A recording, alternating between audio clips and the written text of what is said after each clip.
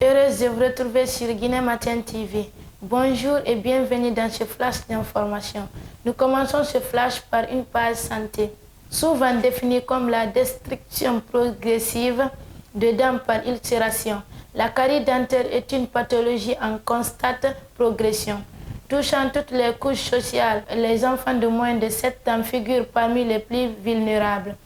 Quelles sont les causes et les conséquences de cette maladie? Comment se manifeste-t-elle et surtout comment l'éviter? Pour en savoir plus, la rédaction de guinématin.com à Zérékoré a rencontré le docteur Nabi Chérif, chirurgien dentiste. Dans cet entretien, il revient sur les origines et les impacts de la carie dentaire, tout en livrant de précieux conseils pour une meilleure prévention. Justice à présent, le procès de Mohamed Seydou Wanoumo Kamara, un jeune chauffeur de 23 ans, s'est ouvert ce jeudi 17 avril 2025 au tribunal de Dictine. Originaire de Kolabouy dans la préfecture de Boké, il est poursuivi pour abus de confiance, accusé d'avoir détourné 20 millions de francs guinéens appartenant à Mamadou Saliou Kondé. À la barre, il a reconnu les faits, affirmant avoir utilisé cette somme pour soigner sa mère. Le tribunal a renvoyé l'affaire au mercredi 23 avril pour la comparution de la partie civile et la suite des débats.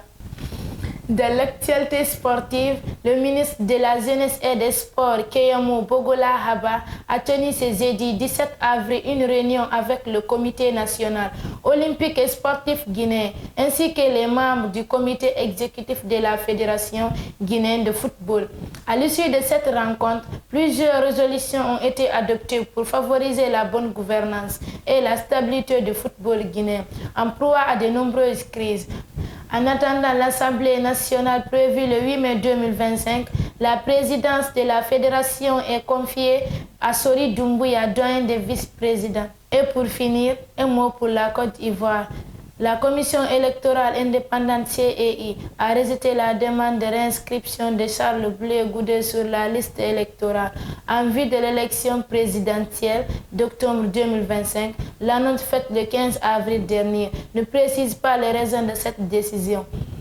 Le président du COSET qui avait saisi la commission électorale le 4 avril pour contester sa radiation a vu son recours rejeté.